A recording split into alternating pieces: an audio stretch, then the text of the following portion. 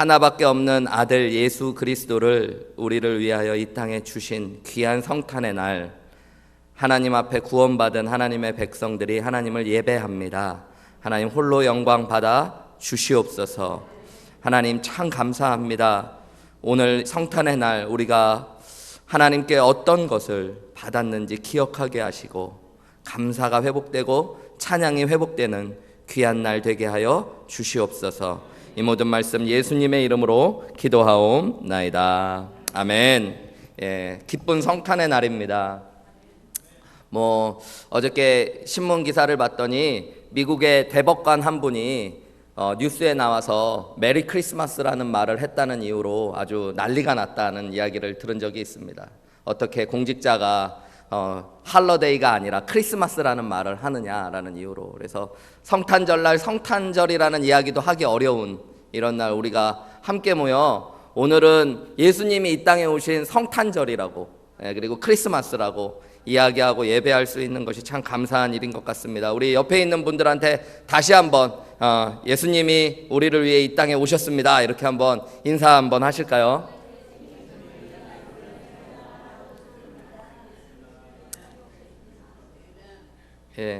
예수님은 여러분은 성탄절 하면 무엇이 떠오르십니까? 성탄의 가장 중요한 정신이 무엇인 것 같으세요?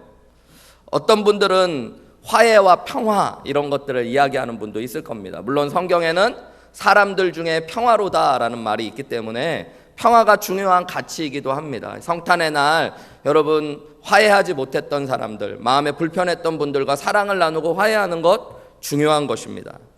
또 어떤 분들은 나눔을 중요하게 생각할 수도 있습니다. 그래서 성탄절이 되면 감사를 나누고 사랑을 나누고 합니다. 선물도 많이 나누고 받고 그렇게 하죠. 그런데 여러분 성경적으로 보면 성탄에서 가장 중요한 것이 무엇일까? 제가 이렇게 성경을 연구하고 특별히 성탄절 설교를 준비하면서 복음서에 나와 있는 여러 성탄의 기사들을 읽고 묵상해 보다가 깨달은 것이 한 가지 있습니다. 성탄에 가장 중요한 정신이 있고 성탄에 가장 중요한 것이 있는데 그것이 찬양과 경배라는 것입니다.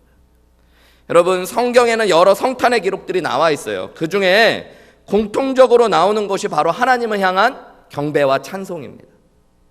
마태복음만을 오늘 한번 예로 잠깐 들어보면요, 마태복음 2장 1절에서 7절까지의 예수님의 탄생 기록이 나옵니다. 마태복음 2장 1절에서 7절까지. 그런데 그 앞에 세 개의 기록이 나오는데요, 그 세 개의 기록이 무엇이냐면 바로 맨 앞에는 1장 41절부터 45절까지 엘리사벳의 찬양, 1장 46절에서 56절까지 마리아의 찬양, 1장 57절부터 61절까지 사가랴의 찬송이 나옵니다. 그리고 예수님의 탄생 기사가 나온 뒤에 그 뒤에도 세 개의 찬송의 이야기가 나옵니다. 2장 8절부터 14절까지 천사들의 찬송, 2장 20절에는 목자들의 찬송, 2장 25절에서 35절에는 시므온의 찬송이 나옵니다. 여러분 굳이 이런 것까지 아실 필요는 없는데요, 이 신학교에서 공부를 하다 보면 성경에 유대인들이 성경을 기록했는데 유대인들이 쓰는 문학기법 중에 가장 중요한 것 중에 하나가 교차대구법이라는 것이 있습니다. 성경에 어떤 것들을 강조할 때 유대인들이 주로 쓰는 방법이 있는데 그것이 교차대구법이라는 거예요. 그게 뭐냐면 가장 중요한 주제를 가운데 놓고 그 앞뒤로 일괄적인 짝이 되는 말들을 통해서 어떤 것들을 강조한다라는 것입니다. 여러분 한번 그런 의미로 앞에 나왔던 그 파워포인트를 다시 한번 보여주시면 여러분 예수님의 탄생 기록 앞에 몇 개의 세 개의 찬송의 이야기가 나오죠. 그리고 바로 뒤에 세 개의 찬송의 기록이 나오죠. 그러니까 앞뒤가 짝을 이루는 거예요. 그래서 그 가운데 있는 기록이 가장 중요한 주제가 되는 것입니다. 그러니까 마태복음 1장과 2장의 가장 중요한 이야기는 뭐냐면 예수님의 탄생이에요. 그런데 이 예수님의 탄생을 이야기하기 위해서 예수님의 탄생의 이야기 앞에도 뒤에도 그 이야기들을 가장 채우고 있는 이야기가 뭐로 나오고 있어요, 여러분? 찬송의 이야기라는 것이죠. 여러분 성탄의 이야기가 우리의 믿음의 핵심이고 인생의 핵심입니다. 예수님께서 이 땅에 오시고 우리를 위해 구원해 주셨다는 것.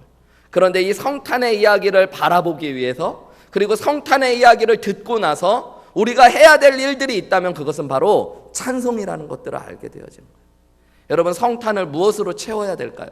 선물로도 채울 수도 있고 뭐 사랑과 나눔과 화해를 통해서도 채울 수 있겠지만, 무엇보다도 예수 믿는 우리는 성경의 표현대로 보면 찬송으로 이 성탄의 날을 채워야 될 줄 믿습니다. 정작 그런 면에서 성탄절날 예배가 사라지고 찬송이 사라지고 있다는 건 안타까운 일입니다. 세상 사람들은 그럴 수 있어요. 가장 중요한 예수님의 탄생을 잃어버리고 그 중심이 되는 예수님의 탄생 이야기가 없는 사람들이니까. 그런데 여러분, 우리 예수 믿는 사람들, 예수 믿는 사람들이 모여있는 교회는 오늘 이 성탄의 날 앞과 뒤를 뭐로 채워야 되는 걸까요? 찬송으로 채워야 되는 거예요. 많은 교회들이 성탄절 예배가 없어지더라고요. 한국에서 제가 섬겼던 교회들도 보니까 성탄절날 예배 없습니다, 이렇게 다 써 있더라고요. 예, 마음이 좀 이상하더라고요. 23일 날, 22일 날, 주일 날 성탄절 예배로 대체합니다. 그리고 성탄절에는 예배가 없습니다, 그렇게 막 올라와 있더라고요. 지역에 있는 한인 교회들도 대부분 성탄절날 예배를 드리지 않는다는 이야기를 들었어요. 성탄절날 하나님을 예배하고 찬송하는 게 너무너무 당연하고 가장 중요한 것인데 찬송과 예배가 사라져가고 있다라는 것입니다.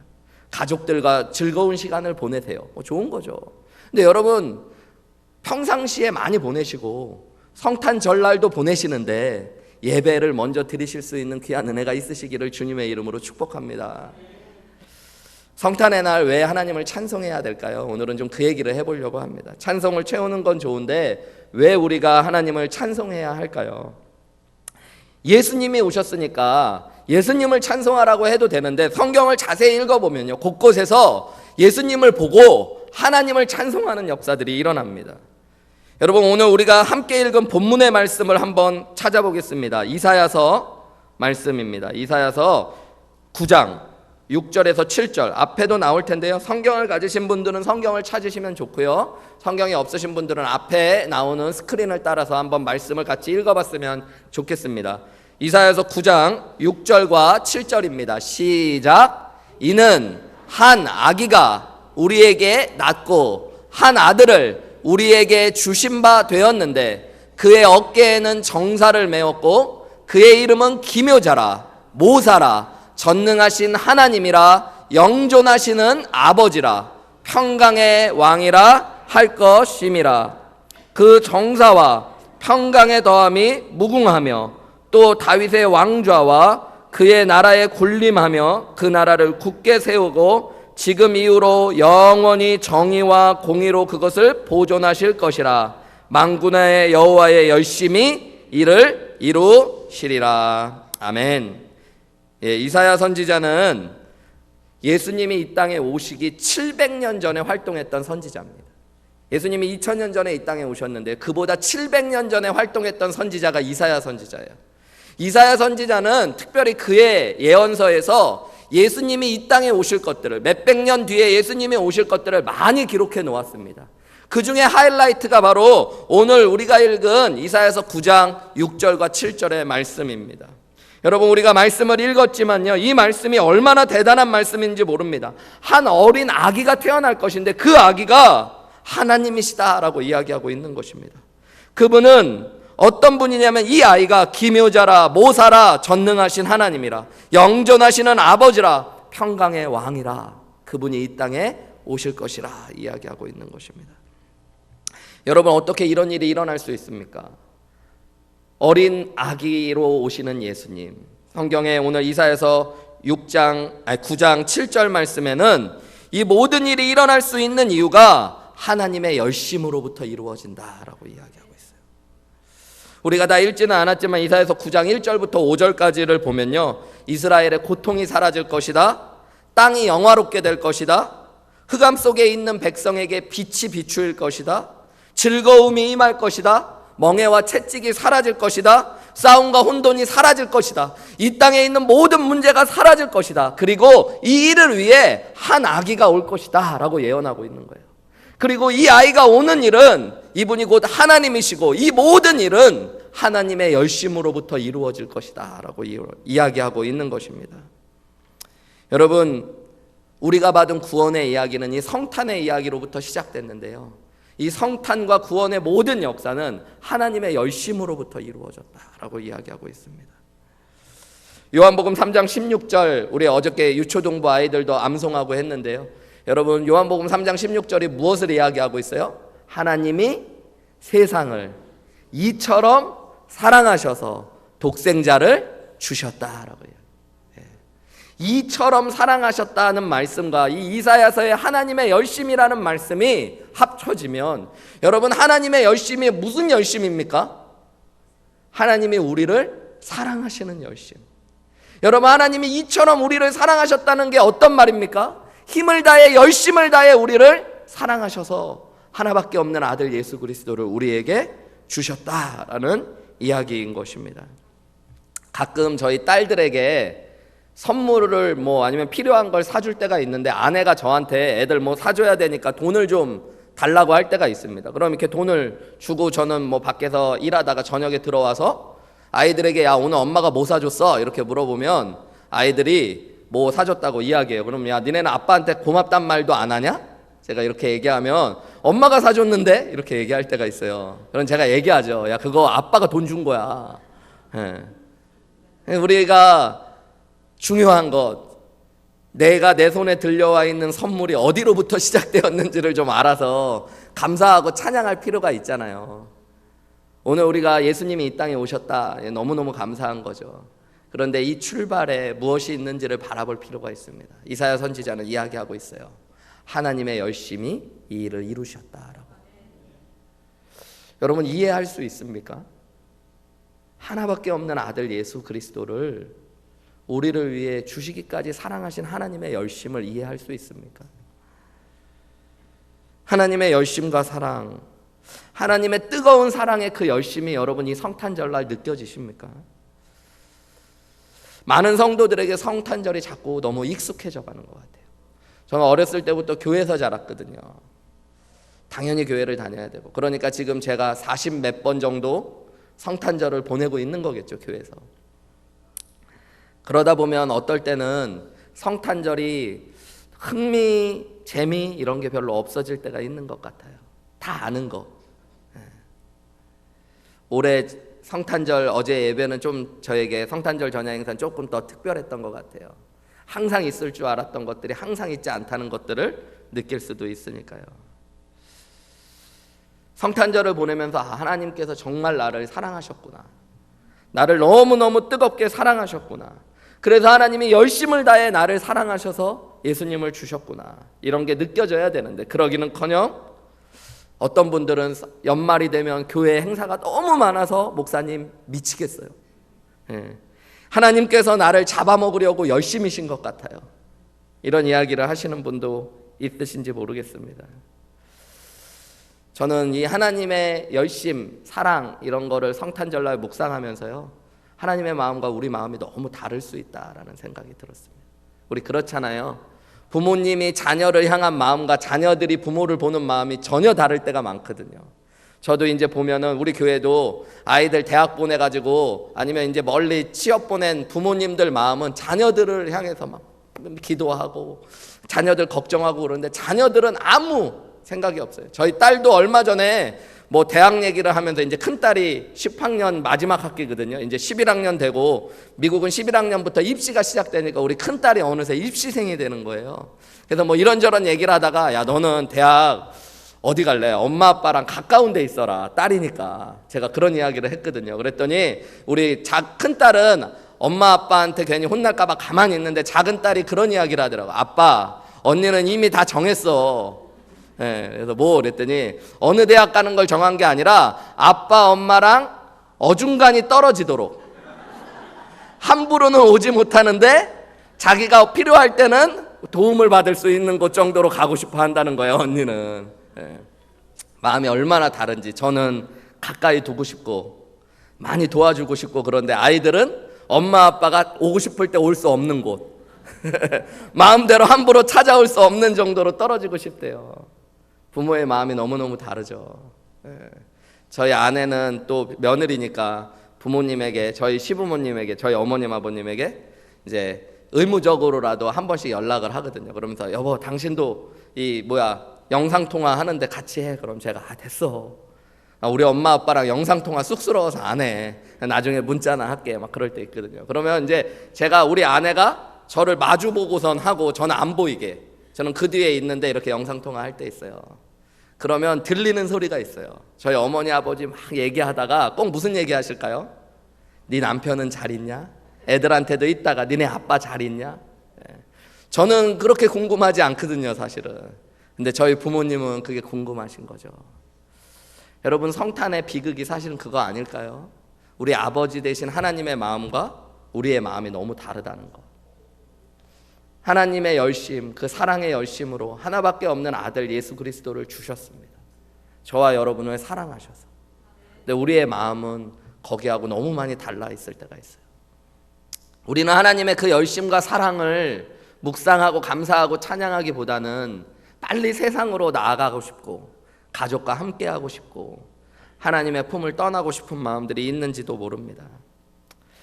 작가이면서 청소년 사역자인 도슨 맥킬리스터라는 분이 계십니다. 이분이 쓴 책에 보면은 이분이 그런 이야기를 해요. 청소년들에게 복음을 전하다 보니까 진짜 복음을 받아들이기 어려운 아이들이 있더라는 거예요. 소위 노는 아이들, 불량배 같은 아이들이 아니라는 거예요. 이 맥킬리스터라는 분은 교회의 무기징역자라고 부르는 아이들이 복음을 받아들이지 않는다는 걸 알게 되었습니다. 교회의 무기징역자가 무슨 이야기일까요? 어려서부터 교회에서 자라나는 아이들, 아빠, 엄마가 목사님, 집사님이고 그래서 교회에 자기의 선택과 상관없이 교회에 오게 돼서 평생 있어야 되는 아이들. 그런데 복음을 모르고 하나님의 사랑을 못 느끼니까 교회가 감옥처럼 느껴지는 아이들. 그런 아이들에게 신앙은 교회가 무기징역자와 같이 자기가 느껴지는 거예요.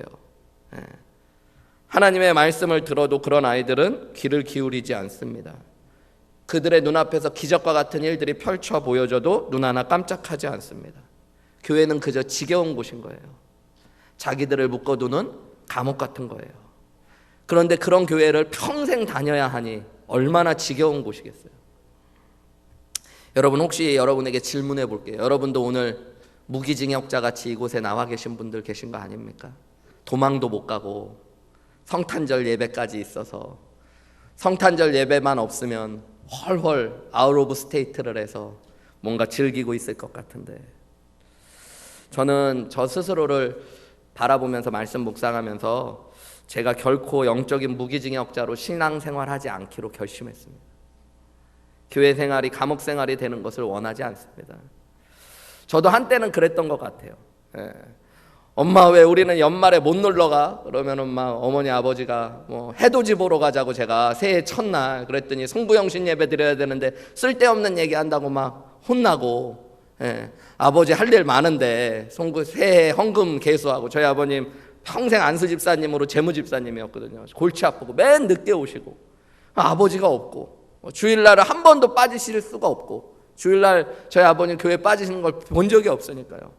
그러면서 우리는 교회 주일날 한번 어딜 놀러 가지를 못하냐 막 이렇게 이야기하고, 어떨 때는 예수 믿는 가정에서 태어난 내 팔자야 뭐 이런 이야기도 하고. 그런데 예수님 진짜 인격적으로 만나고 나서요, 제 신앙도 전혀 다른 것들로 변했습니다. 지금 생각해 보면 예수님 만난 기쁨이 얼마나 감사한지 모릅니다. 여러분, 예수님 믿는다면 매 주일이 감사하고 주일 아니라 매일이 행복해야 되지만 무엇보다 오늘 이 성탄의 날 제일 기쁘고 감사하고 행복해야 되는 거 아닙니까? 여러분, 하나님이 여러분을 사랑하시는 그 열심으로 하나밖에 없는 아들 예수 그리스도를 주셨습니다. 여러분, 그것을 우리가 받은 날이 오늘 성탄의 날입니다. 이 성탄의 날을 보내면서 하나님이 나를 이만큼 사랑하시는구나, 하나님의 사랑의 열심이 이만큼 대단하시구나 라는 것들을 고백할 수 있는 저와 여러분들 되시기를 주님의 이름으로 축복합니다. 요한계시록 2장과 3장 말씀에 보면 우리 얼마 전에 큐티하며 묵상했는데요, 소아시아 7교회를 향한 하나님의 칭찬과 책망이 나옵니다. 그 중에 맨 첫 교회와 마지막 교회인 에베소 교회와 라오디게아 교회를 향해서 하나님이 하셨던 책망이 있습니다. 첫사랑을 잃어버렸다. 그리고 너희가 하나님 앞에 열심을 잃어버렸다. 여러분, 초대교회는 예수님이 이 땅에 오시고 나서 얼마 되지 않은 시대를 살아갔던 교인들 아닙니까? 예수님을 직접 눈으로 만난 사람들도 있었고요. 그들에게 가르침을 받았던 교회입니다. 그런데 그런 교회조차도 시간이 얼마 지나가니까 하나님을 향한 사랑의 열정을 잃어버리고요. 열심을 잃어버리게 되어져요. 그래서 뜨겁지도 않고 차갑지도 않은 신앙. 그저 미지근한 신앙. 감동이 없어요. 그러니까 성탄절날 목사님이 이런 하나님의 사랑의 열심을 얘기해도 아무런 감동이 별로 없는 거예요. 여러분, 오늘 저와 여러분의 모습이 그렇지 않은가 돌아보셨으면 좋겠어요.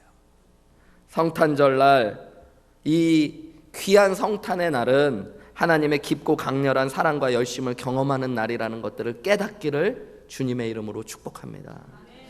이보다 큰 사랑이 어디에 있습니까? 하나밖에 없는 독생자 예수 그리스도를 나를 위해 주신 하나님의 사랑의 열심. 하나님의 사랑의 열심이 가장 확실하게 보여지는 날이 바로 이 성탄의 날인 것입니다. 여러분이 하나님의 사랑의 열심을 진짜 깨달으면 삶이 바뀌게 됩니다. 행복한 사람으로 변화되게 되어져요. 내 삶의 어두움이 사라지고 기쁨이 채워지기 시작합니다. 여러분, 내 삶에 억눌렸던 문제들이 자유하게 되어집니다. 여러분, 너무 세상이 어둡다, 교회가 어둡다, 문제가 이거다, 우리 가정이 어떻다. 여러분, 세상이 악하고 어두운 곳에 그런 것들을 탓하고 지적하는데 너무 많은 힘을 쏟지 마십시오. 빛으로 오신 예수님을 만나는 귀한 은혜로 여러분의 삶을 채워가시기를 주님의 이름으로 축복합니다. 여러분, 세상은 원래 어두운 거예요. 성경에 보면 예수님이 오시기 전에 세상은 어둡습니다. 사람들 누구 때문에 어두운 게 아니라 우리의 모든 죄악 때문에 세상은 어두운 것입니다. 근데 이 어두운 세상에 누가 오셨어요? 빛이신 예수님이 오셨습니다, 여러분. 그래서 이 성탄의 날은 예수님을 깊이 묵상하는 날로 다시 삼으시고, 오늘만이 아니라 우리의 삶 전체에 빛이신 예수님을 기억하고 기념하며 예수님의 빛으로 내 삶을 채우고 우리 가정을 채우고 우리 교회를 채우고 이 땅을 채워가기로 결심해야 될 줄 믿습니다. 여러분, 그 빛을 나눌 때 세상이 밝아지는 거예요. 여러분의 가정이 예수님의 빛을 나눌 때 밝아질 줄 믿습니다. 이번 성탄절에 우리 거룩한 마음의 소원을 갖는 은혜가 있었으면 좋겠습니다. 이사야를 통해서 말씀해 주신 주님의 말씀처럼 내 삶에 나를 사랑하는 주님의 열심을 통해 내 가슴이 뜨거워지게 하여 주시고, 우리도 하나님을 뜨겁게 사랑하며 하나님 찬양할 수 있도록 도와주십시오. 여러분, 내 눈이 주님의 영광을 보기 원합니다. 나를 사랑하신 주님을 찬양하는 찬양이 회복되기를 원합니다. 우리 한번 저를 따라서 고백해 보실까요? 하나님, 감사합니다. 하나님, 찬양합니다. 이게 성탄에 우리가 드려야 될 가장 아름다운 고백이에요. 우리 다시 한번 고백해 볼까요? 하나님, 감사합니다. 하나님, 찬양합니다. 우리 함께 이 마음으로 우리 찬양 한 곡 같이 드리시고요. 우리 기도하시고 준비하신 예물 하나님 앞에 드리신 뒤에 축도함으로 예배를 마치겠습니다. 우리 오늘 주신 말씀 생각하면서 저는 이 성탄의 날 많은 것들을 바라볼 수 있죠. 사람들도 바라보고 선물도 바라보고 물론 아기 예수님도 바라봐야 되지만 우리의 눈이 하나님을 바라봐야 된다는 생각을 했습니다. 나를 사랑하시고 그 사랑의 열심으로 아들을 주신 하나님을 바라보리라. 그래서 오늘 주님의 영광을 봅니다. 그리고 그 주님을 찬양합니다. 오늘 성탄의 날을 기점으로 주님, 내가 주님을 찬양하는 역사가 시작되게 하여 주시옵소서. 환경과 상황 때문이 아니라 오직 예수 그리스도로 말미암아 하나님을 찬양하겠습니다. 이렇게 고백하는 저와 여러분들이 되시기를 주님의 이름으로 축복합니다. 내 눈 주의 영광을 보네. 내 눈 주의 영광을 보네. 우리 가운데 서신 주님, 우리 가운데 계신 주님, 그 빛난 영광 온 하늘 덮고 그 빛난 영광 온 하늘 덮고 그 찬송 온 땅 가득해. 그 찬송 온 땅 가득해. 내 눈 주의 영광을 보네. 이제는 주의 영광을 찬송 가운데 서신 주님, 찬송 가운데 서신 주님, 주님의 얼굴은 온 세상을 향합니다. 주님의 얼굴은 온 세상 향하네. 권능의 팔을 드셨네. 권능의 팔을 드셨네. 아멘. 주의 영광 이곳에 가득해. 우린 선에 주님과 함께 찬양하며